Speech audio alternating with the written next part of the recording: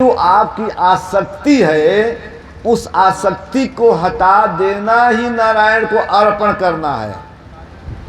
भाई नारायण आपके मालपुआ के लिए भूखे तो हैं नहीं, जो सारी सृष्टि को भोजन कराते हैं वे आपके भोजन पत्र पुष्प गंध इत्यादि के लिए भूखे नहीं हैं, लेकिन भावग्राही जनार्दन, भगवान तो भाव को ग्रहण करते हैं ना, तो भाव आप उनको दे दीजिए। इसीलिए हमारे धर्मशास्त्रों में मानसिक पूजा का महत्व ज्यादा है। मन से दे दीजिए, अर्थात मन ही उनको दे दीजिए। जब मन दे देंगे तो फिर क्या बचेगा? जब बुद्धि ही दे देंगे तो इधर उधर की बात सोचेंगे नहीं। यही ना अर्थ हुआ, मन बुद्धि भगवान को हम अर्पण, तेरा तुझको अर्पण।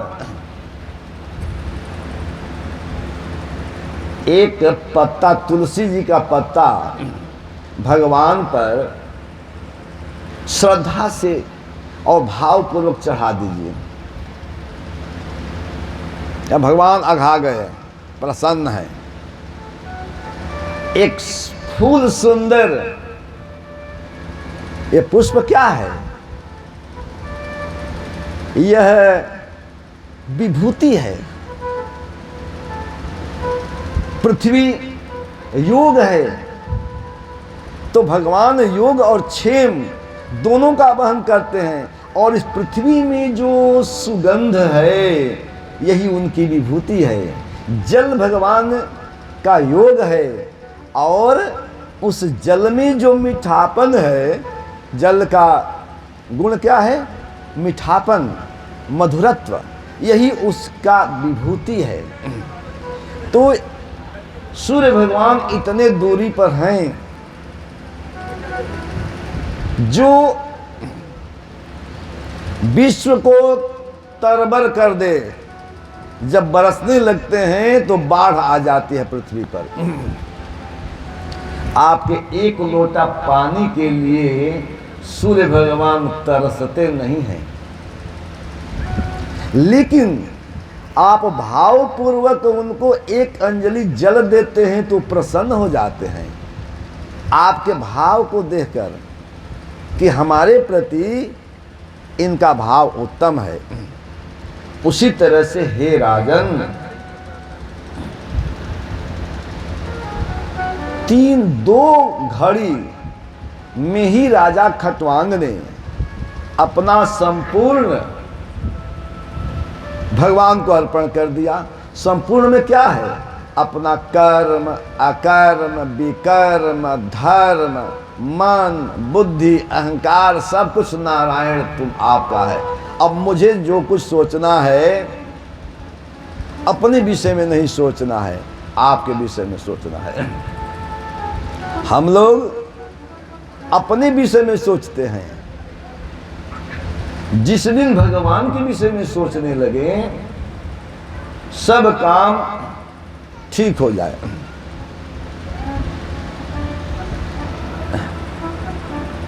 माता लोग भोजन बनाती हैं, शाम को, सुबह में जरूरत पड़ता है तो मध्याह्न में भी। भोजन किस लिए बनाती है, किसके लिए? पूछा जाए कि आप भोजन किसके लिए बना रही हैं, तो उत्तर यही न होगा कि भोजन अपने पति के लिए, अपने नाती के लिए, अपने पुत्र के लिए, अपनी लड़के के लिए मैं बनाती हूँ। सीधा सा अर्थ यही होगा ना। देखिए, केवल सोच की बात है।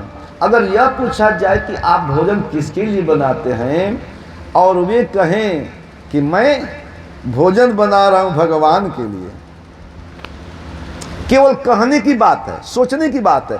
वही भोजन आप बनाते हैं, कहते हैं कि अपना लड़कन खातिर भोजन बनाओ तनी, और वह कही कि नाना हम भगवान खातिर बनाओ तनी।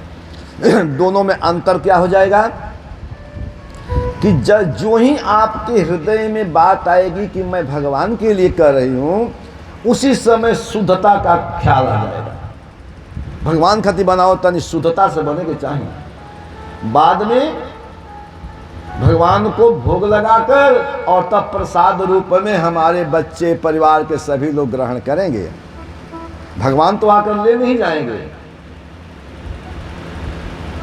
लेकिन प्रसाद बनाकर खाने में और डायरेक्ट इसी तरह से लेकर और हाबुड़ ताबुड़ अंदर करने में, दोनों में अंतर हो गया ना, दोनों में अंतर है।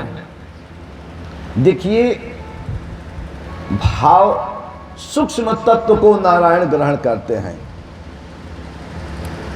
देखिए तिवारी जी, मैं जो कर रहा हूं उसका अनुभव कीजिए। एक ही दुकान से, एक ही स्टॉक से 2 डब्बा में अलग अलग मिठाई लीजिए। एक मिठाई का डब्बा नारायण, लक्ष्मी नारायण को भोग लगाइए, ठाकुर जी को भोग लगाइए, और दूसरा डब्बा ब्रह्म बाबा को खिला दीजिए, भोग लगाइए। और इसके बाद दोनों प्रसाद का स्वाद देखिए, अंतर आ जाता है कि नहीं आ जाता है।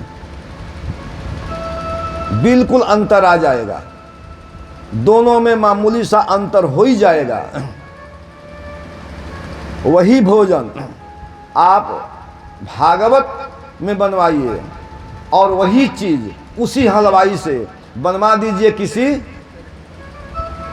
अंत कार्य में, दोनों प्रसाद में अंतर, दोनों भोजन में अंतर हो जाएगा। न जाने आप लोगों ने अनुभव किया होगा, लेकिन दोनों भोजन में अंतर पड़ जाएगा, स्वादिष्टता में अंतर हो जाएगा। ये शुभ काम का है, ये फलाने का है, लोग समझने लगते हैं।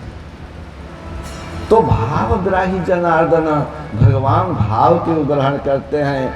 इसलिए आप अपने मन वचन कर्म सब कुछ भगवान को अर्पण कर दीजिए, और जो ही भगवान को अर्पण करेंगे, आपका पाप भी भगवान को और आपका पुण्य भी भगवान को, तो आपके पास कुछ भी नहीं, आप निष्काम हो जाएंगे।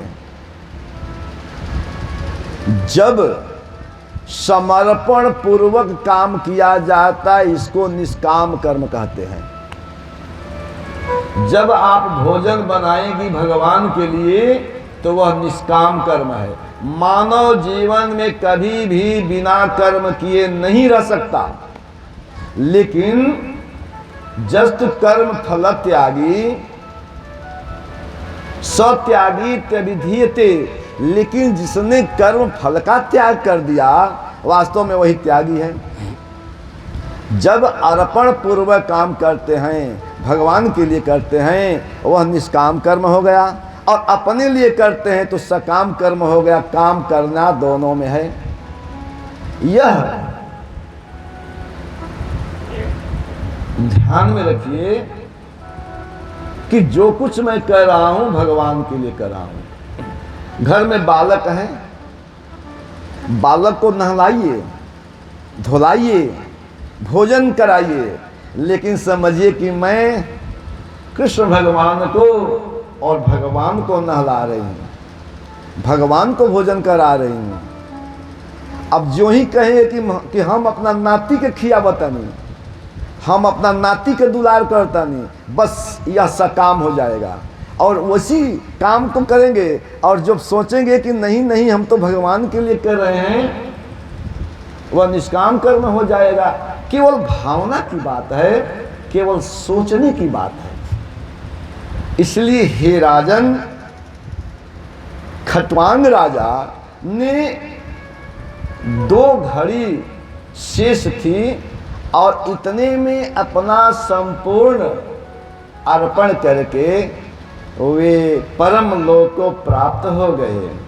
सुखदेव जी ने कहा कि जितासनो जित श्वासो जित संग जितेन्द्रिय, जितासनो जित श्वासो जित संगो जितेन्द्रिय स्थूले भगवतो रूपे मन संधारये धिया। हे राजन, स्थूल ब्रह्म में मन को लगाना चाहिए, अपनी बुद्धि को स्थूल ब्रह्म में लगानी चाहिए। कैसे? तो जितासन, आसन को जीत लीजिए। आसन को जीतना क्या चीज है? एक आसन पर बैठे हैं और कोई परवाह नहीं कितने समय तक बैठे हम रह जाएं। एक तो यह बात है, और एक है कि 5 मिनट बैठे इतने में इधर उधर लगे कि कर दें। बहुत लोग हाथ में माला ले लेते हैं और माला लेकर कहते हैं कि मैं तो जप कर रहा हूँ, और जप करते करते नीचे, जो इस तरह से नहीं बल्कि बैठते हैं तो घुरक कर बैठते हैं, फिर यह मस्तक नीचे हो जाता है, और नीचे हो जाता है तो यह सांस तेजी से चलने लगता है, इसके बाद नींद आने लगती है। और लोग कहते हैं कि मैं तो इतने देर से जप कर रहा था, साधना में था। अरे साधना में आप नहीं थे मान्यवर, आप तो शयन में थे, आप सो रहे थे। तो जितासन जितश्वास, तो अभ्यास करने से आसन पर विजय प्राप्त होता है। अभ्यास कीजिए। और जितश्वास, श्वास पर विजय प्राप्त कैसे किया जाएगा? श्वास पर विजय पूरक रेचक कुंभक प्राणायाम से होगा। प्राणायाम का मतलब ये नहीं है कि हफर हफर जो है पेट को लंबा चौड़ा फुलाते रहें और बढ़ाकर कहें कि हम तो योगा कर रहे हैं। पहले योग चलता था और शब्द है योग, और अब सब योग नहीं चलता है, अब योगा चलता है। उसका विकृत रूप है, वह योग नहीं है। अरे वो तो व्यायाम है, कसरत है, आप कर लीजिए, लेकिन श्वास का अभ्यास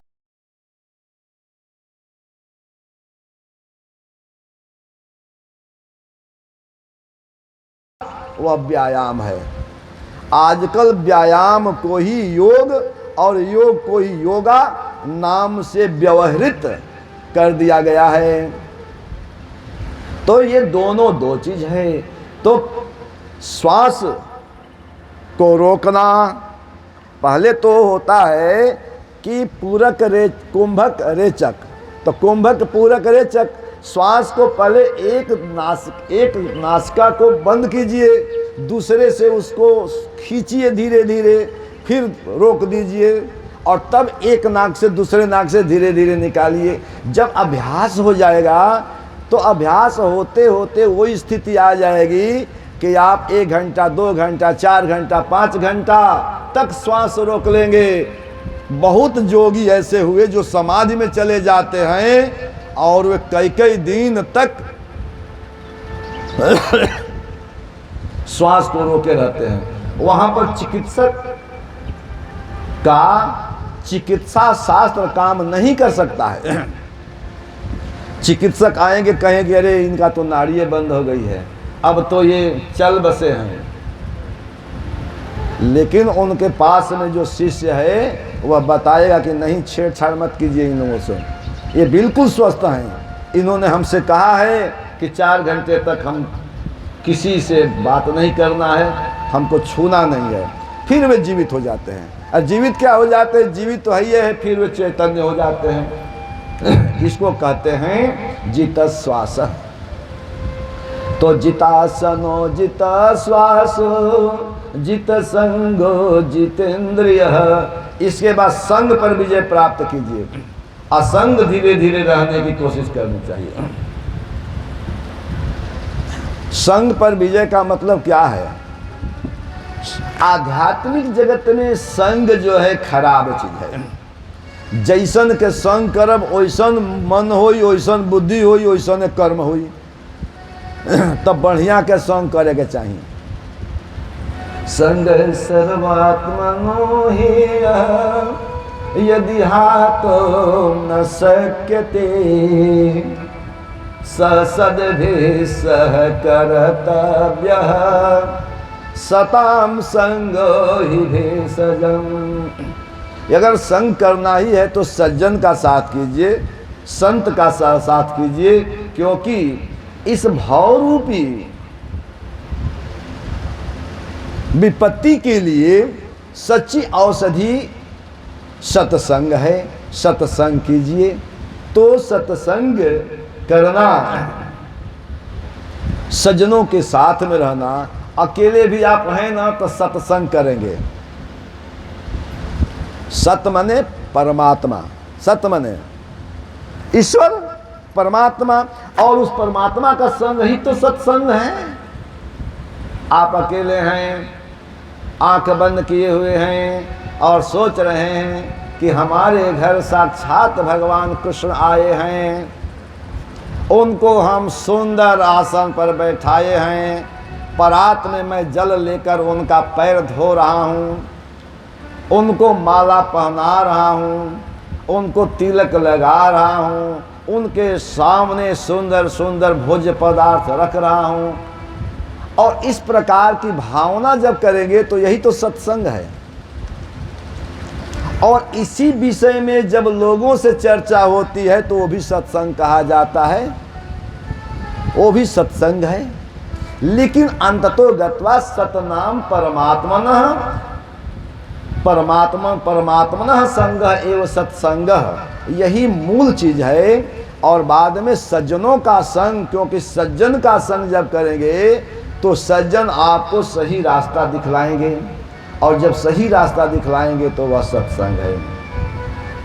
और फिर जितेंद्रिय, सुखदेव जी महाराज कहते हैं कि जितासनो जित श्वास जित संग जितेंद्रिय। जितेंद्रिय होने का मतलब है कि जीतानी इंद्रियाणी जेन, जिन्होंने इंद्रियों पर विजय प्राप्त कर लिया वे जितेंद्रिय हैं। अगर खूब देखने की आदत पड़ गई है मोबाइल में यूट्यूब, अब बेचैन है मन न देखने पर, तो इसका मतलब कि आप मन के बस में हो गए हैं, टोटल मन के बस में है। आंख सुंदर सुंदर वस्तुओं को देखना चाहते हैं, इसका मतलब कि आंख आप पर विजय प्राप्त कर ली है। लेकिन कोई आपको कुछ भी कहता है, आप पर कोई अंतर नहीं पड़ता है। सुख हो दुख हो दोनों में आप बराबर हैं। घर का कोई व्यक्ति आप पर क्रोधित हो गया और आप उस पर दूना क्रोधित हो गए, तब तो मामला गड़बड़ है ना। इसका मतलब कि आप परवश हो गए हैं। अरे आपका लड़का भी कह दे कि अब तारा कुछ बुझात नहीं है, तू गलत सोचता रहा, कहे कि ठीक है भाई, अच्छा ठीक है, तू बढ़िया सोचता रहा, बढ़िया बा, कहकर टालिए बात को। अभी ना कि वही पर जवाब है, तू ही हमारा लझेर जाने वाला भइल बड़ा, तारा लझेर उम्र के हम बानी, तो बस वही मामला फंस जाएगा। कान का काम है सुनना, तो प्रिय बातें कान सुनना चाहते हैं, अश्लील बातों को कान सुनना चाहते हैं। इस कान को अपने बस में कीजिए कि नहीं, ऐसा हमें नहीं करना है। हमें अच्छी बातें, धार्मिक बातें सुननी है। मुंह को बंद कीजिए। नियम बनाइए कि सुबह में कितने बजे जग जाते हैं आप? कितने बजे जगते हैं जी? 4 बजे। खैर, तो 4 बजे जगते हैं तो आपके पास ज़्यादा समय है। आप सोच लीजिए कि 4 घंटे जगे हैं, 4 बजे मैं जगता हूँ, तो हमें 2 घंटा या 3 घंटा कुछ भी नहीं बोलना है। 24 घंटे में हमें प्रातः काल 2 घंटा नहीं बोलना है। फिर धीरे धीरे अभ्यास होगा न बोलने का। लेकिन पहले दिन, दूसरे दिन, तीसरे दिन आप ऐसा नियम बनाएंगे तो तुरंत मुंह में से कुछ ना कुछ निकल जाएगा। जो ही परिवार के लोग सामने का हो, का हाल बा, तुरंत मुंह से निकलेगा। तो वाणी पर संयमित करने के लिए, वाणी पर संयम करने के लिए सबसे बढ़िया तरीका है कि मौन रहिए। और इसके बाद ये विचार कीजिए कि स्थूले भगवतो रूपे मन संधारय धिया, ये जितनी भी सृष्टि दिखलाई दे रही है, स्थूल सृष्टि, ये भगवान का स्थूल रूप ही है। ये पर्वत, पहाड़, नदी, नद, वन, उपवन, मानव, दानव, ये सब नारायण के स्वरूप हैं। कुछ भी भगवान से अलग नहीं है सृष्टि में। यह विचार करते हुए अपने मन को संयमित कीजिए। क्यों? क्योंकि सुखदेव जी महाराज कह रहे हैं राजन के आंड को से शरीरेस्मिन् सप्तावरण संयुते वैराज पुरुषो जो सौ भगवान धारणाश्रय। ये आंड कोश जो शरीर है, 7 आवरण इसमें भी है। जिस तरह से पृथ्वी के चारों तरफ 7 आवरण हैं, जिस तरह से ब्रह्मांड 7 आवरण से संयुक्त है, उसी तरह से शरीर से भी जब बालक गर्भावस्था में रहता है तो हम तो केवल यही न देखते हैं कि कुछ नहीं है, लेकिन बाहर से पर्दा है, जल है, जल में आग भी है बाहर से। इस तरह से 7 आवरण से वह बालक आवृत रहता है, ढका रहता है। तो आवरण में वही 7 आवरण है, जल, अग्नि, वायु, आकाश, अहंकार, महतत्व और प्रकृति। इन 7 आवरण से युक्त जो बैराज पुरुष है, बैराज माने जो विराट पुरुष हैं, जो सभी जगह व्याप्त पुरुष हैं, वे ही तो धारणा के आश्रय हैं। उन्हीं की धारणा करनी चाहिए। और यही धारणा है योग दर्शन में जो बताया गया है कि जम आसन नियम प्रत्याहार, धारणा, ध्यान, समाधि। तो यह उसमें धारणा जो शब्द है वह यही कि नारायण ही धारणा के आश्रय हैं। इसलिए हे राजन, भगवान ही सब कुछ हैं, सभी जगह हैं, और उन्हीं का श्रवण करना चाहिए, उन्हीं का कीर्तन करना चाहिए, उन्हीं का स्मरण करना चाहिए। कि तस्मा सर्वात्मना राजन हरि सर्वत्र सर्वदा, तस्मा सर्वदा राजन हरि सर्वत्र सर्वदा, श्रोतव्य कीर्तितव्य च अस्मर्तव्यो भगवान निर्णाम। मानव के द्वारा यही स्मरण करने योग्य हैं। इसके बाद वो अपना मंगलाचरण करते हैं। मंगलाचरण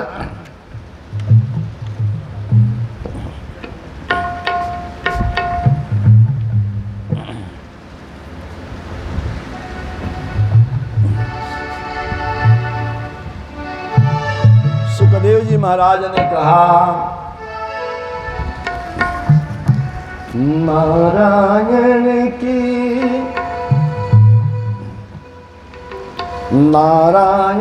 के चरणों में मैं पुनि पुनि ध्यान लगाऊं, नारायण के